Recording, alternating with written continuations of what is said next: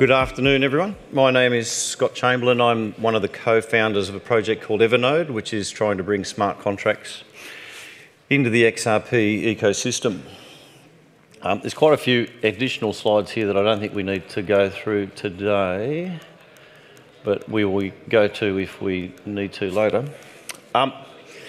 For you developers, we're looking at a system that allows you, what we're trying to do is build like the most flexible mechanism for building smart contracts in this space.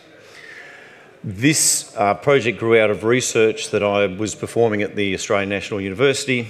I'm a lawyer by background, I'm not a programmer, and I was working with one of the programmers in this space, Richard Holland, who is at XRPL Labs and was the original inventor of Toast Wallet. And when I first received my UBRI grant as part of Ripple's University Blockchain Research Initiative, we embarked on a process of, you say smart contracts can do this. Well, let's put it to the test. Let's choose a use case and try and build a working toy and find out what works and what doesn't work. And the first project that we worked on was one called Self-KYC. We were trying to look at how we might solve digital identity in this space using smart contracts. And all the technology that we looked at didn't do what we needed it to do. One of the ones in the space at the time was one you guys in this ecosystem would be aware of called Codius, which was billed as the XRP Ledger's smart contract solution. The problem with Codius was that it didn't have a consensus mechanism. It did hosting, but it didn't do consensus. So Richard's insight was, look, the XRP Ledger is basically a payment app wrapped around a consensus mechanism. Now, what if you could take the payment app out of that and insert any type of app you wanted? Not payment, but any other particular thing, like the cartridge in an Atari video game. And from out of that sprang the notion of what Evernode could be. And so we ended up with a system that has three key components. There's a consensus mechanism that we call Hot Pocket, which is Richard's penchant for naming stuff after breakfast foods, because he had Toast Wallet, so now we've got a Hot Pocket consensus engine. There's a hosting solution called Sashimono, a hosting daemon, and then we need a layer 1 blockchain, and we're going to use the Zahao ledger to do that, and I'm going to explain how and why. And what we get out of these three things working in concert is a really flexible mechanism for creating bespoke blockchains. What you would call them now, some chains call them app chains. Each of these apps ends up being its own mini blockchain stitched together with its own consensus mechanism. So let's talk about Hot Pocket first, the consensus as an operating system. We begin with a normal app. It has outputs and inputs. It's got rules about how to process those outputs and inputs, and it's got a persisted state. Fantastic so far. Now let's take that app and add a consensus layer to it, which is the Hot Pocket consensus engine. It's UNL based, unique node list, and we now have an app that has a mechanism for it to maintain a canonical shared state with similar versions of itself. And then we take that app and we put it on multiple machines, all of them running the Hot Pocket consensus engine, and now we have our mini blockchain made up of however many machines running the necessary code, and that code, those machines all talk to each other and maintain a canonical shared state between each other. Fantastic. And that's the technology we use to do our what we called XRPL self-KYC. The problem with this is that, it works fantastically well, but you own all the machines. You've spun up the software on all the machines. And maybe you've got use cases that suit that, but it does mean it's quite centralised. And if you own all the machines, then the question becomes, well, why not just have it on one machine? So we wanted a decentralised hosting solution.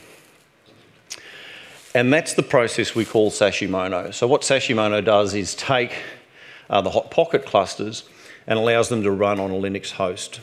Now that host is divided into slots. You can see the slots where each of the little Hot Pocket apps go into. Those slots are inside a jail, and then they're inside another jail. The Sashimono agent is then kept separate from the host itself. So all of this is a hosting solution that lets somebody run a Linux machine that can advertise itself as being available to host Hot Pocket apps.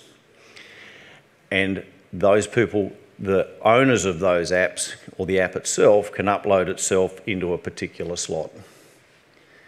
And then you upload yourself into whichever of the machines that you wanted, and you stitch them together, and they become a mini blockchain, and you're now running on infrastructure that's not your own, that's a decentralised hosting solution. Now, again, the problem with this is you need to know who's running the necessary software, who is a member of the network, these Linux machines, who's doing the job. So you need a register. Now, that register could be a single machine that Evernode runs, and that would make it, again, completely centralised. You'd have one central point that if it shut down, no one would know who's on the network. So what we needed next was a way to decentralise that registry. And that's what we use Zahao hooks for. I need to back up a bit. Well, we'll get to Zahao in a bit, but it has, when we say hook-enabled accounts, you've heard David Schwartz talk about hooks today. Many of you will be aware of the hooks technology. Hooks are bits of code that reside on an XRPL account. I think of them as effectively ways of automating an account. That hook will assess incoming transactions and decide whether to accept or reject them, and can be asked under certain, if it's prodded, to emit certain transactions. So there are rules for whether a certain transaction is accepted or omitted from an account before that transaction makes it into the ledger. Evernode uses 3 different hooks. It uses a hook that controls the emission of its currency, EVERS, and that hook we're able, those of you who know how the XRP ledger works, you've got your IOUs, your issued currencies. The problem with those is that they're created from your account, and now they've got to reside somewhere, and someone's got to hold the keys to that, and now you've got a treasury, and you're a honeypot and a potential regulatory problem.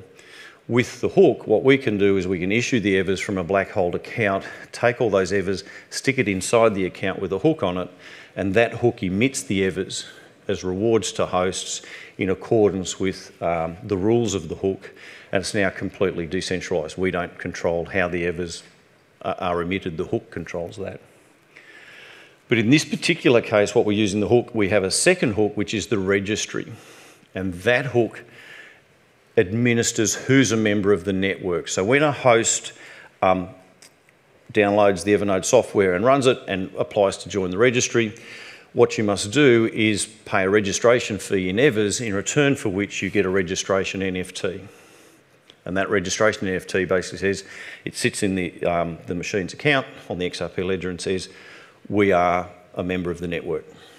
And the hook then controls the redemption of those registrations as well. So in effect, the network is nailed to the ledger.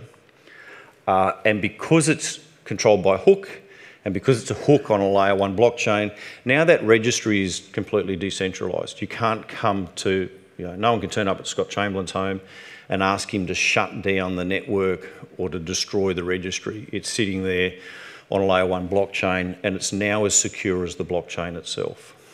And I think that's, that becomes a very important element of how Evernode is all put together in order to achieve this. Now, we're doing it on the Zahao ledger. I understand it's a hard word to pronounce when you look at it. Zahao, it's a thing that names have got X's in this space. When we started this project, we planned to launch this on the XRP ledger. And as preparation for launching it on the XRP ledger, we were able to secure an amendment to the XRP ledger where the multi-sig list was increased from 8 to 32. And we needed that because when a contract runs on Evernode, it needs an XRPL account, or it needs an account on its layer 1 blockchain, because it needs to pay for itself. It needs to pay for the Evers. It needs to pay a little bit for transaction fees, and that it needs a wallet to be able to do that. And you want that to be as decentralised as possible. So we increased that to 32, which was fantastic. We also expected that the hooks amendment would make its way onto mainnet, and it increasingly became apparent as hooks developed that hooks was not going to make it to mainnet for various reasons. In particular, hooks are very much more expensive than traditional XRPL payment transactions. Hooks are also dynamically charged. You have to pay more depending on how complex the hook potentially is, not the thing it's actually doing, but all the things that it might do. You have to pay for all those things, even if you're asking it for it to do only a tiny thing. And so that introduces breaking changes into the layer 1 chain. And so we've ended up, Zahao, in order to get its hooks technology launched, is launching it on a separate sidechain, and Evernode is going where hooks goes, because we need hooks. So what we get out of the Zahao ledger, it's XRPL DNA, so all the benefits that come with the UNL consensus mechanism that the XRP ledger runs. It's fast, it's cheap, you get finality from your transactions. It has the hooks amendment. The Zahao ledger will come with a burn to mint link back into the XRP ecosystem. One of the other benefits we get is integration. The last thing we wanted was to have to launch our own layer 1 chain called Evernode. That would have been a huge undertaking, involving wallets and all kinds of other bits and pieces. By doing this on another layer 1 chain, we get the benefit of all the existing infrastructure, things like Zum Wallet, for instance. We get the security because it's a separate chain. We don't have to try and find our own way to launch a chain and deal with UNL consensus, very difficult. And we get it as decentralised as possible. There is, for us, we explored being able to run Evernode on the XRP ledger with just a multi-sig account for the registration process. And the problem we ran into was that the big benefit that hooks has is that the hook is assessing the transaction that comes in and can reject it on the basis that it's malformed. So if you want to register for Evernode and you send the wrong registration field, or there's something that's misconfigured about your registration application, the hook just simply rejects it, and that transaction never makes it into the ledger. It just doesn't happen. And so you've still got your Evers, and we don't have anything from you. If you don't have hooks, what happens, because of the way the XRP ledger works, the transaction happens. It comes into your account, and now you've got something you've got to return, and that becomes quite problematic. It can be difficult, can also be an attack vector. So the thing that we get out of hooks that we really, really need is this capacity for registration, for transactions that we didn't want to have happen to never happen, not to have to send another transaction on top of those to reverse them. What we get out of this architecture is a really hyper-flexible, hyper-scalable mechanism for decentralised smart contracts, or dApps, or app chains. Firstly, you get any language, because what we have is a Linux machine that's running software that provides the consensus as a service, and so you're stitching your single app into a dApp by simply running it on multiple machines. You can choose any POSIX compliant language, so it's an incredible flexibility in terms of the languages that you can program in. You get any functionality. It's just simply a Linux box that's doing stuff in concert with other Linux boxes. So, whether it's read, write data, perform complex computations, connect to external services, Oracle type functions, etc. That's all achievable with anything a Linux box can do on its own, pretty much you can ask your Evernode DAP to do in concert. Any geography, so one of the benefits that we get out of this is you can, for instance, select the hosts that your DAP chooses to run on, and those hosts might be selected by things like country. And for GDPR compliance, for example, that becomes quite important. You can say we only want our DAP to run on nodes that are based in the EU. And now you don't have some of the compliance problems that comes with the GDPR in terms of cross-border sharing of data. And you get any scale. You can choose to run, whatever it is it 3 machines, is it 5 machines, is it 20, is it 50? What level of security are you seeking from your DAP? That's up to you to choose. Obviously, the more machines you run it on, the more expensive it is because you've got to pay for hosting on those machines. In terms of the scale, the other type of flexibility that we get out of that is, I had another point I was going to make there, but it is this incredible flexibility as to the choice of how complicated the system is for your particular DAP. Some of the examples of the use cases that we have developed. We have a nomadic contract. What the nomadic contract does is it's programmed to spin itself up to go into the beta net and spin itself up on a target number of hosts, say 20 hosts. And having reached that target number, it then goes through a process of shutting down a host and spinning itself up on another random host. So it's this kind of almost virus-like contract that moves around the network rather than being tied to specific hosts. And that's a way of, that's a kind of an interesting use case for when you want something that isn't going to be dependent on specific hosts, but dependent across the whole network. Our XRPL self KYC, when we programmed that was a solution where you scanned your identity documents. They were encrypted, they were stored in the smart contract, and then the smart contract delivered them through an API to a regulated identity service provider, one of those, the sort of people that assess your documents and your selfie and come back with your identity. And that would return a confirmation that this person exists, and that confirmation was tokenized, and that token went on your XRPL account.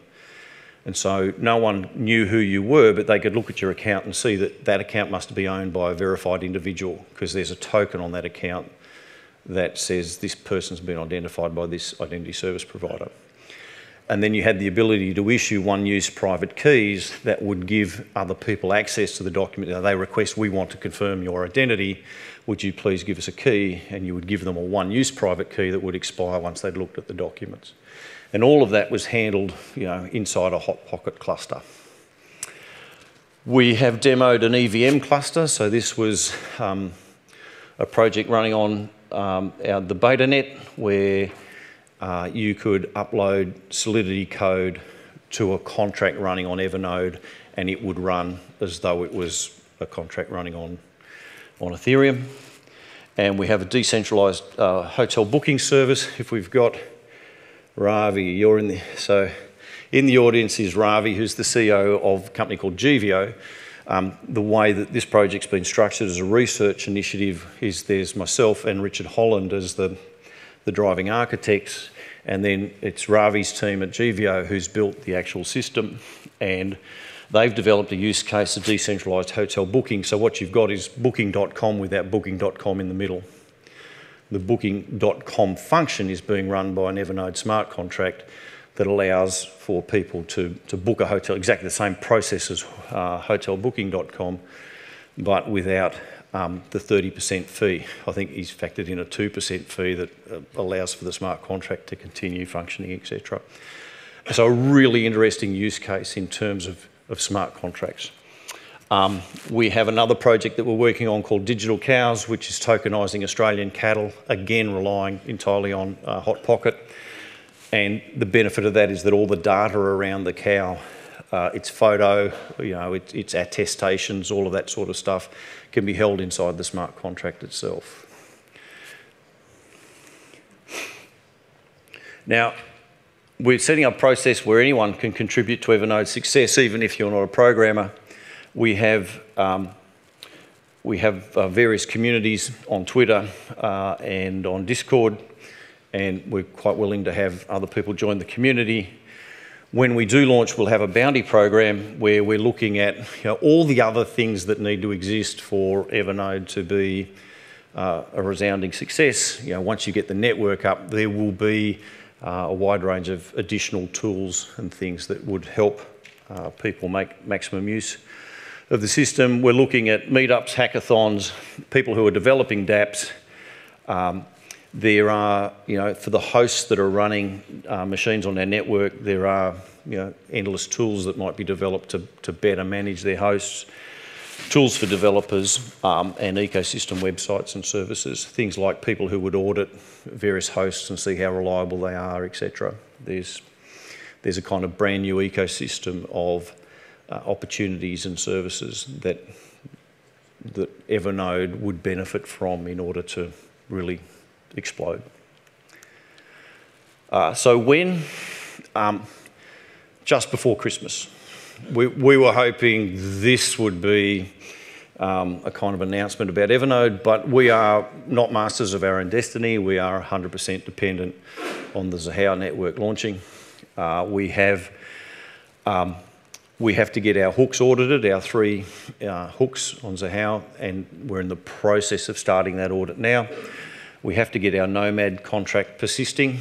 We're not 100% happy with how long that Nomad is existing. Like, obviously, if the Nomad can simply exist on the beta net and keep running as long as it's funded to run, then something really solid is working there.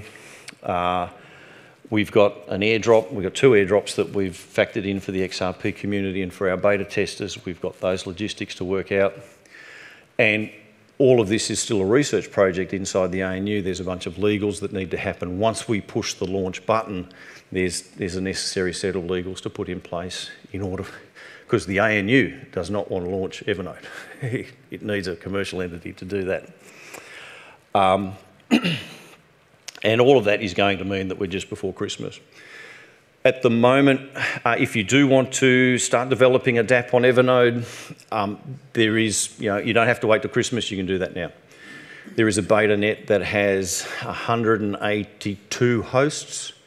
So it's 182 Linux machines running the Evernode hosting software, ready to accept dApps into their hosting slots that you can use to trial things, to test out things. There's a Evernode SDK, software development kit that Ravi's team's developed, and there's a thriving Discord community with increasing number of developers, and Ravi's team is there to assist. And Ravi, you have a hackathon?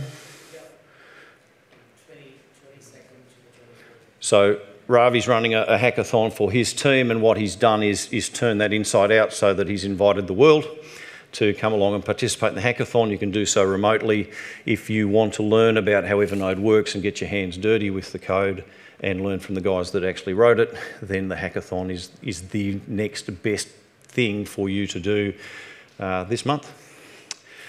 Thank you for listening to me today.